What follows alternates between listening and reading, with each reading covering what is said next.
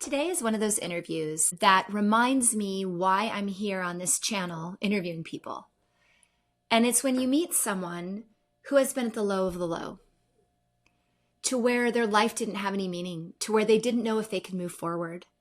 And yet, they figured it out. They figured it out by believing in themselves. They figured it out by shifting their mindset, by asking for answers, and by making a difference in the way that they live their life on a day-to-day basis. And today, my guest is going to talk about this experience. My guest today is Dr. Brandy Cummings, and she is not your typical nutritionist. In fact, she used to be a blackjack dealer and routinely chooses steak over quinoa, roasted veggies over kale chips, and most importantly, she understands.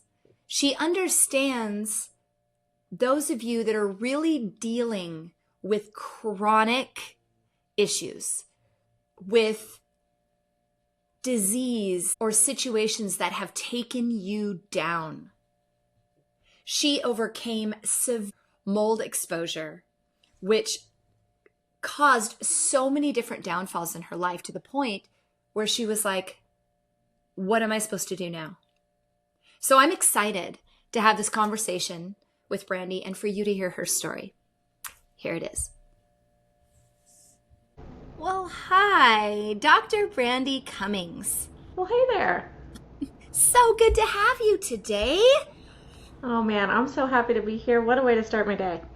I know, right? Like I'm grateful every day that I wake up in the morning. I'm like, oh my gosh, I'm up. This is great. Yeah. I woke up. What a day, and I think that can sound so, to some people, maybe superficial, like, yeah, okay, you woke up, whatever. But it's when I get the opportunity to talk to people like you that literally didn't want to wake up the next day.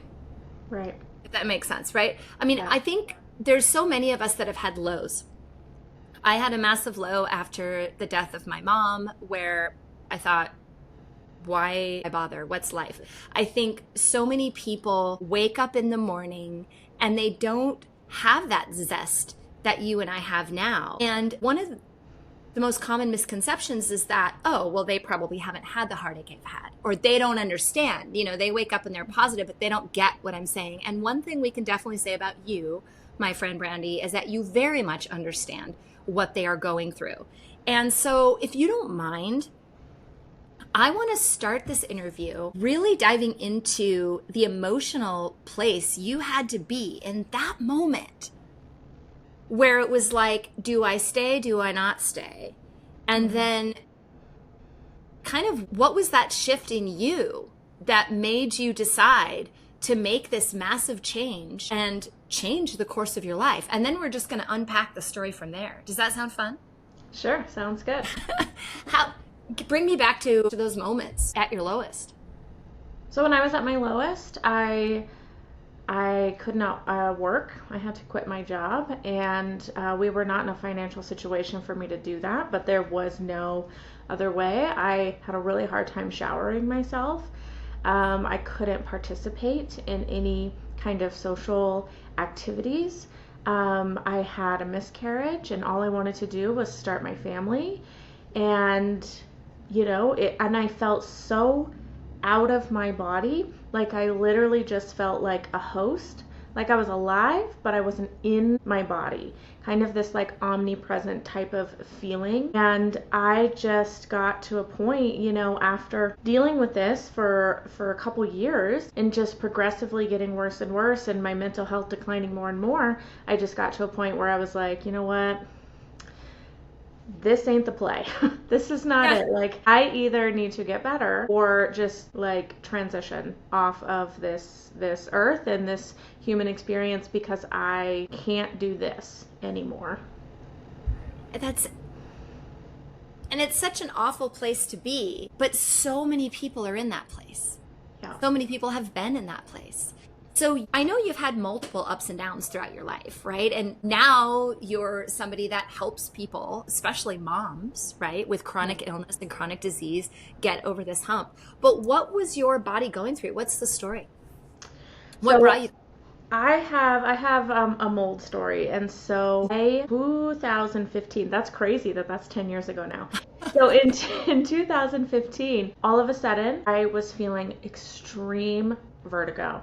I was dizzy all of the time, and that was my first symptom. And the treatment I received was like, oh, here's some meclizine, or some Dramamine, and here's a referral to the ENT, and then they screened me for Meniere's disease, and oh, here's some Epley maneuvers, and I was like, no, no, this is not it. This is not helping. And then from there, I had rapid weight gain. I gained about 40 pounds in 1 year. And then I also had something called erythema nodosum on my shins, right? Which I'm sure you know what that is, but it's like hot, heavy, painful red nodules on my shins that hurt so badly. And it wasn't my first time I had that. I actually had that symptom as a teenager as a reaction to birth control. So I knew something was up with my hormones. And then progressively I got super anxious because I was so dizzy, and I had started a new job, and I had to call out a lot, and it just got worse and worse and worse from there. And I found out that I was exposed to black mold at the place that I was working, which is why I had to quit my job, because I couldn't be in that environment anymore.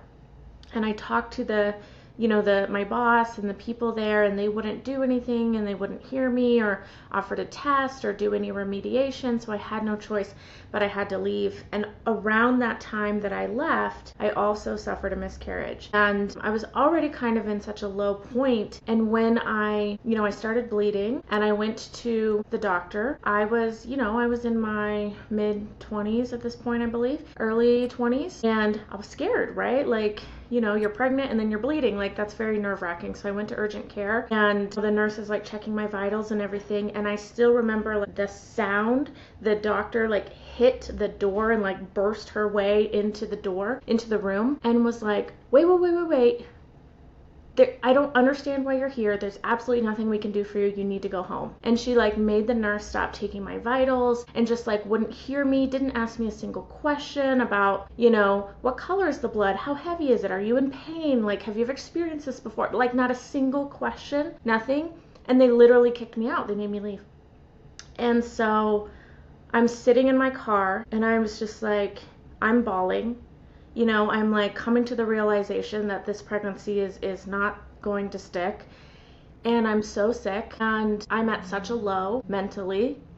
And I just I had never been treated like that. And I didn't have the physical capacity to really do anything about it. And that is when I really if I was like hovering rock bottom, that's where I like plummeted after that experience, because I couldn't believe someone would treat me like that, a healthcare professional, and didn't care like at all what I was experiencing. And also, I had been seeing nothing but healthcare professionals for the past 2 years and got no answers. So I just felt totally stuck.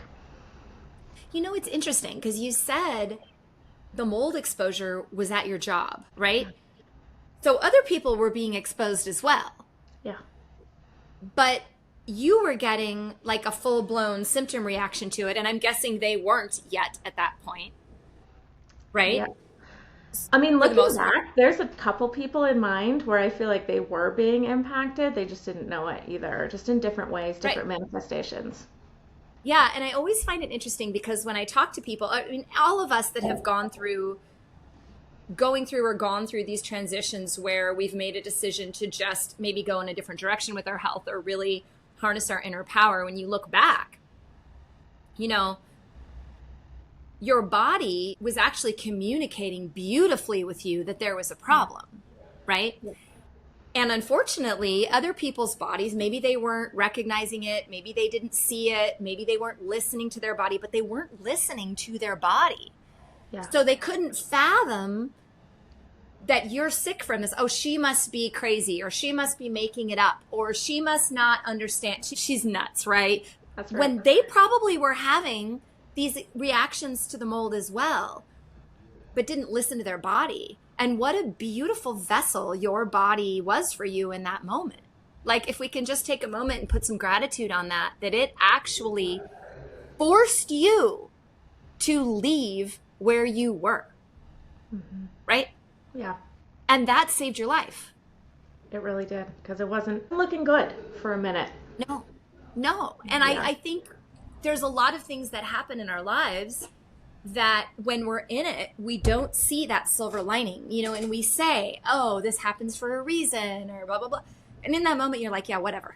Like, whatever. It doesn't happen for a reason. I feel like crap, right?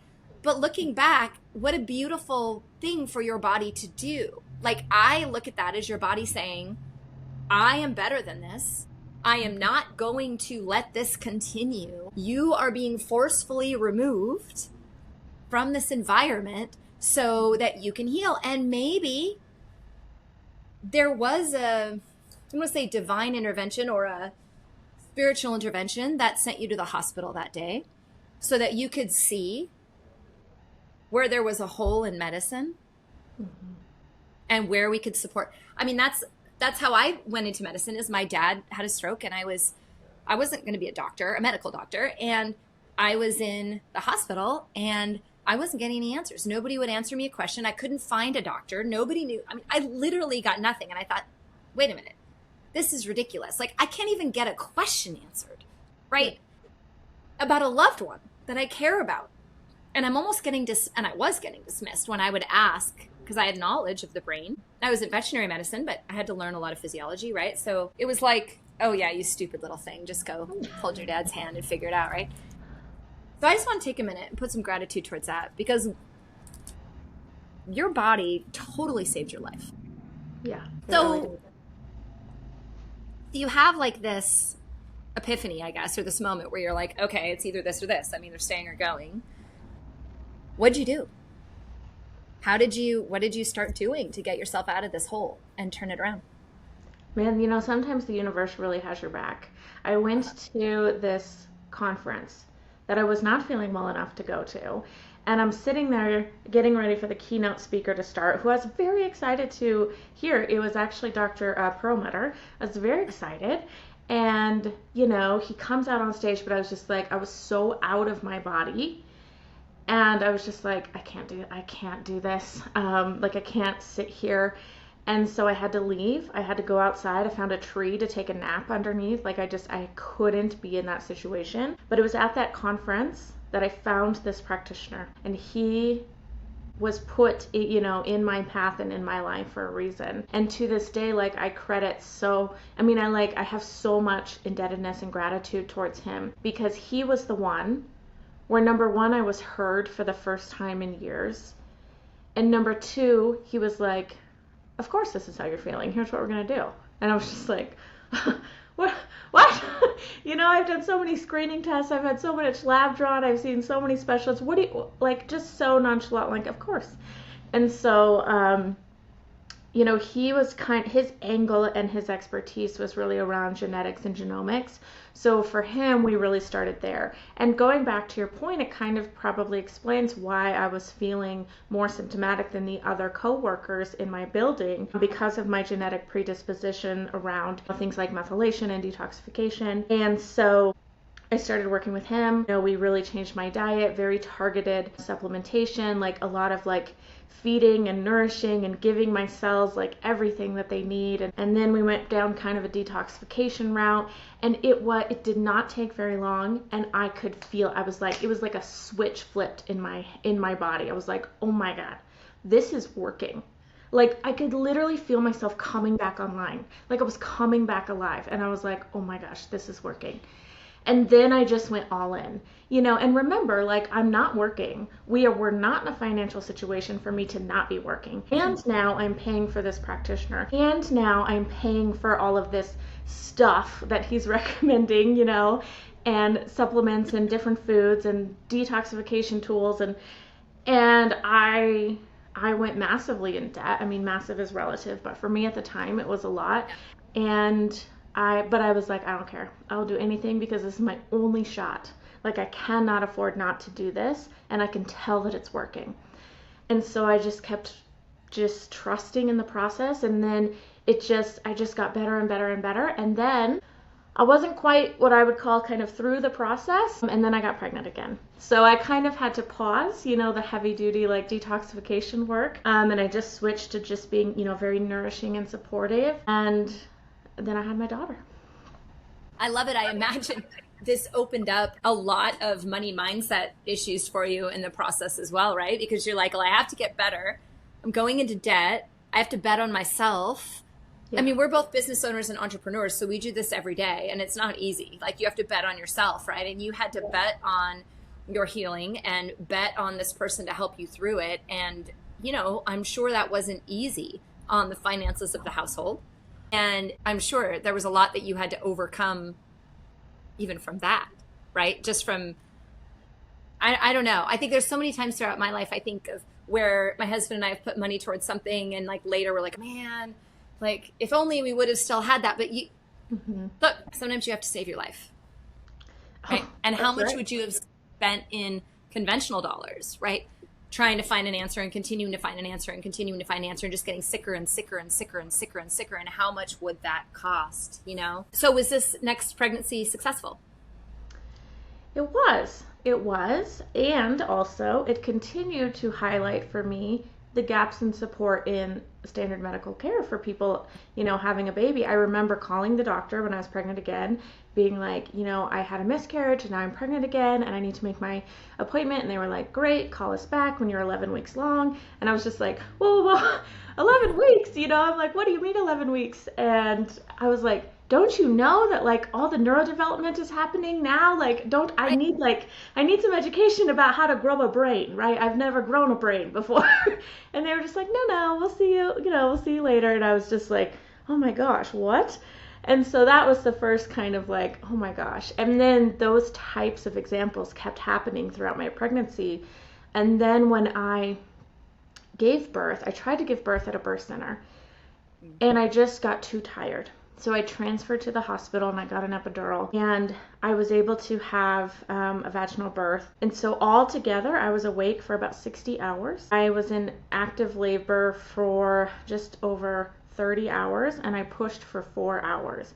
So it was rough. It was rough on me. And, baby comes out, and between the time the baby was born and the time I got discharged, which is like 48 hours, I consistently was given messages of discouragement and unsafe, not being safe.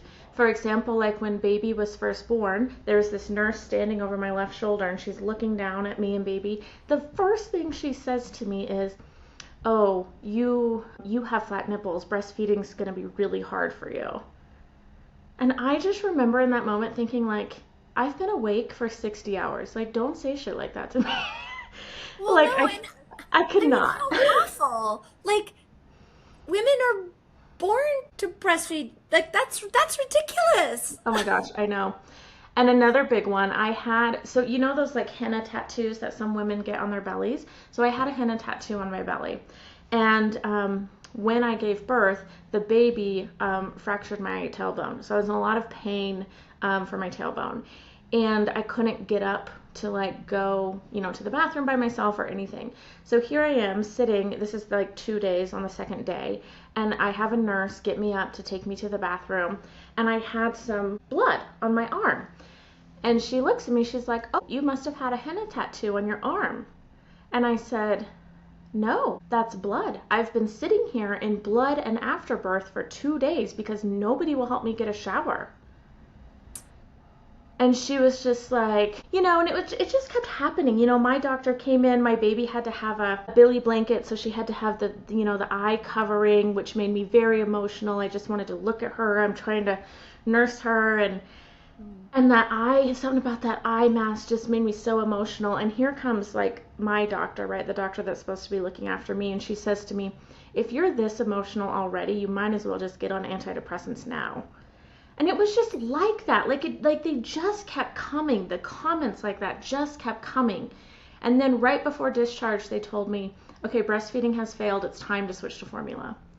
And I was just like, is my milk even in? Like, what do you mean breastfeeding has failed? And they just, that was where they left it. And then they discharged me. I had to have private lactation meet me at my house. And she ended up saving my breastfeeding journey. I ended up nursing that baby for almost 3 years. And, it was just like that. And then when I had baby at home, my husband was working night shift, graveyard, 16-hour graveyard shifts. So here I am alone. My anxiety is through the roof. I'm so tired. I don't have any support. And I remember one night in particular, I was so tired. I literally sat up in bed and I am just audibly bawling louder than I'm ever bawled in my life. And I'm just screaming to the ether, like, somebody please help me. Anybody, somebody please help me. I can't do this. And it was awful. It was so awful. So after I kind of came out of that time, that's when I totally pivoted my practice to focus on women and moms, because I'm like, I don't stand for this. I don't accept this. No, ma'am. No, we can't accept it. No. I was petrified to go to the hospital when I had my babies, so I didn't. I was petrified. I gave birth to both of my children in a hot tub in my kitchen, for those of you that didn't know that. There you go. So literally 27 hours with baby number 1 in my kitchen, no pain meds outside of valerian root, no tear. The child was huge, no tear, which was unbelievable. Second one was about 3 days of labor. He would start, he would stop, he would start. It was like 8 hours on, 8 hours off, 8 hours on, and he would start to come out, then he would go back in. And the funny thing is his personality is exactly that. Like, we never know what Shay wants ever. Like, it's like, he'll be like, I want that. No, I don't. Yes, I do. No, I don't. So it's very funny. But the reason I didn't go to the hospital was because I was afraid that people wouldn't honor my wishes or wouldn't listen to me or whatever. I was so afraid of that. And that's huge. When you don't feel like you can reach out to your doctor, or you don't feel like you can go to the hospital and get the care that you need or the support that you need, that's a very broken system. Yeah. And every mom, as well as I do. In fact, every mom out there listening knows every single mom is different.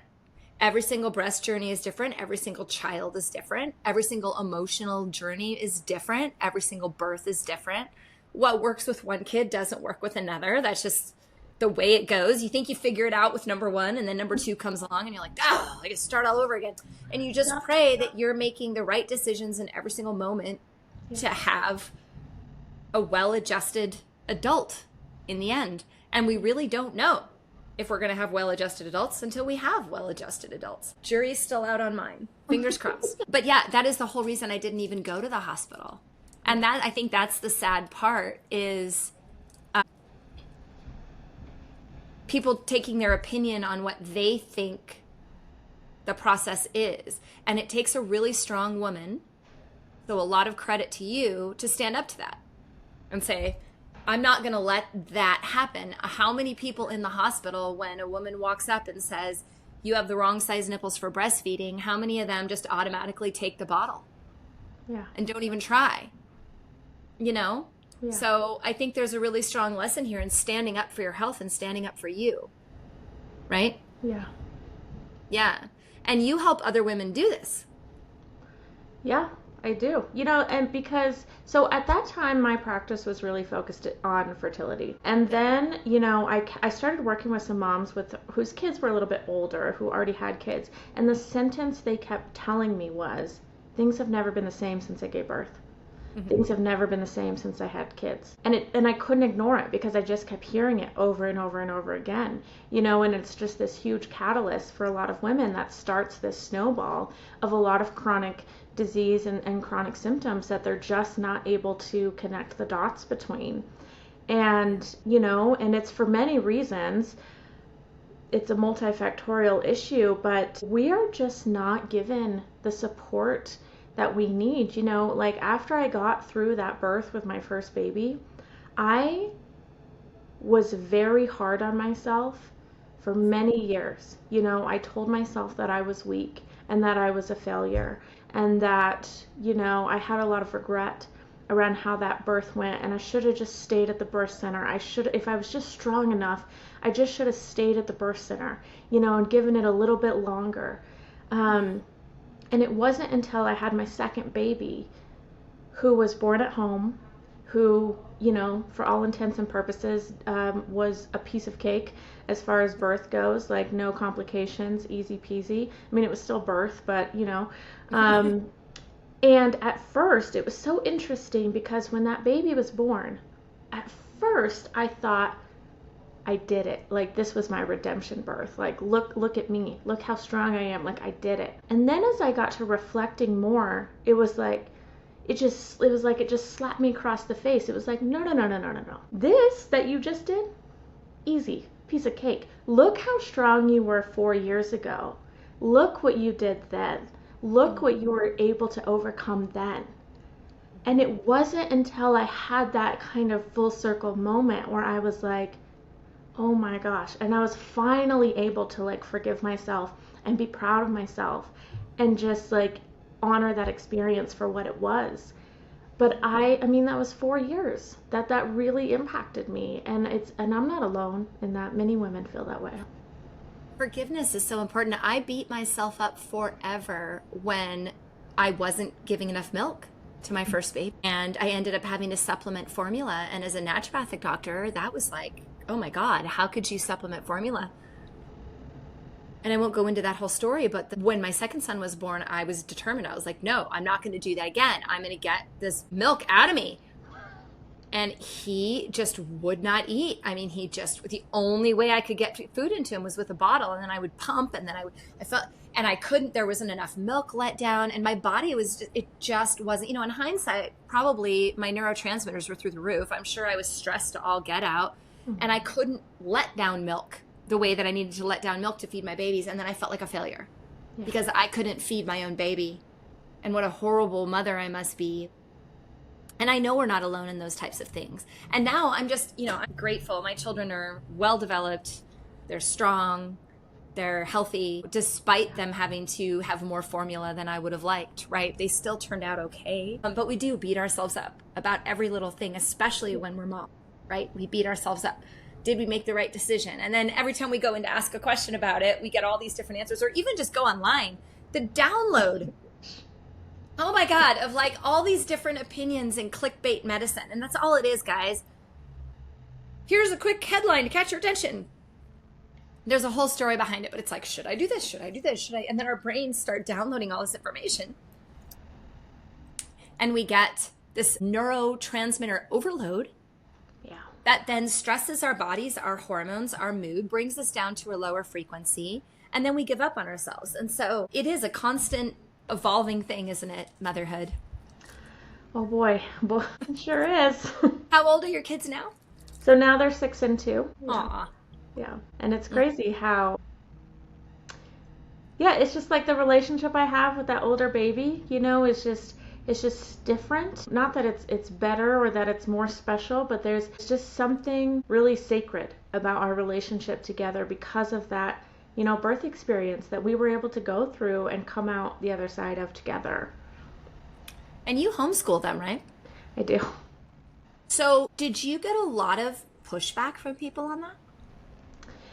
Yes and no. I think that it's interesting. Most of the pushback I got came from like my closest friends and family, which is always kind of so discouraging, like, oh my God, they're going to be the weird kids. They're not going to be socialized. What are you doing? Blah, blah, blah. And it's like, you guys, like, you know me the best. Like, can't you just trust me enough that like I am doing everything in my power to try to make the right decision here? Like, I'm doing the very best that I can with the information I have. Like, you know me the best. Can't you trust that that's true and just support? That's all we can do. We always have a decision. We take the information we have and we make a decision. And then that decision is over. There's nothing we can do about it. That's it. So we have to own it. It reminds me of a conversation I actually had with you a few weeks ago about the school that you chose for your kids. And I think we should talk about this because when we talk about stress and we talk about nervous systems and we talk about online and social media and kids and stimulation and how do we keep our kids healthy, one of the things that I talk about a lot is going back to the basics and going back to, spending time as families, having community events, being outside, not giving into the demands of every day. And you brilliantly have gone out and found a school for your kids, in addition to the homeschooling, that does exactly this. And I think everyone needs to hear about it. This is what finding the school is literally, if I could think about like all the things I'm grateful for in my life, this is top of the list. Like I can't even express in words how grateful I am that I found this school, if that's what you want to call it. But it's essentially like a nature school. And this woman she has her house on a little bit of property. She's got some chickens and some bunnies and some mini horses and a flower garden and, a couple hoop houses. And her husband passed away. So she was like, man, what am I going to do? And so she started opening this nature school. And my daughter, she goes twice a week. She used to just go once a week. Now she goes twice a week. And it is the most amazing thing because these kids, first of all, she's in a class of kids age 6 to 11. So she understands how to interact with people who are younger and older than her. She doesn't spend her day just with the same age of person.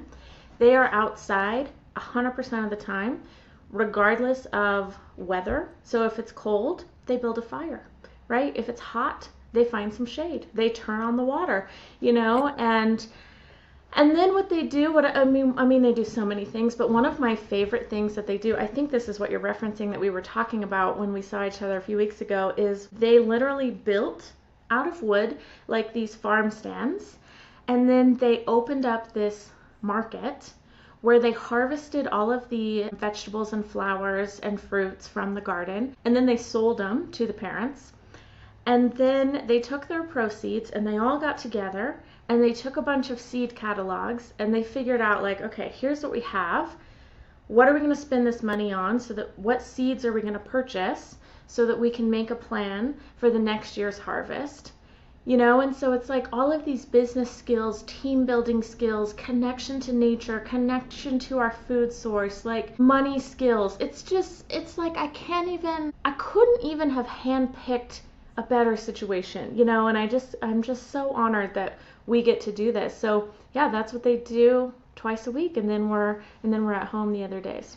Yeah, I wish that my kids, I tried to get them outside a lot, but it isn't the same that it used to be. Like when we were younger, we used to get on our bikes, we'd ride to our friend's house, we didn't see each other, we didn't see our parents until dinner time. And now it's like I feel like my kids are always home. I feel like they're always with me. Mm-hmm. I'm like, go, get out. Go away. But mine are older, but still, yeah. I'm like, you're 13 and 16. What are you doing home? Why are you here? Yeah, absolutely.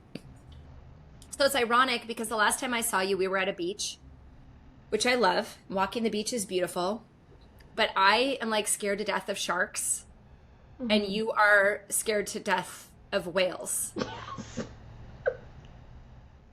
I happen to really love whales. Like I would love to get out in a boat and see whales. Now, if there's a shark, like I'm out. I don't even know what I would do. And granted, we're not supposed to live our life in fear. But when I read that stat about you, I started laughing. I was like, well, the two of us will never be going out on a boat. Why are you so scared of whales? They're so big, Tricia. They're so big. My brain can't fathom their bigness. It's kind of like, I don't like space either. It's like thinking about space makes me feel the same. It's just too big. My brain can't quite wrap its head around it. And so we just don't go there. And I read this statistic once, and I don't even know if this is true, but I just took it as truth. It lives rent free in my head. But that humans could swim through their arteries.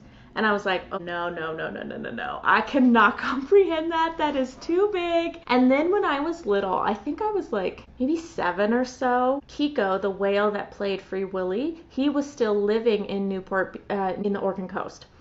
Mm-hmm. And I was up there visiting my dad, and my dad took me to go see him. And so he's in this enclosement, which if you were far away, you couldn't see because there's this rock wall that built a tunnel, between the rock and the tank. And so you just saw this rock. So here I am.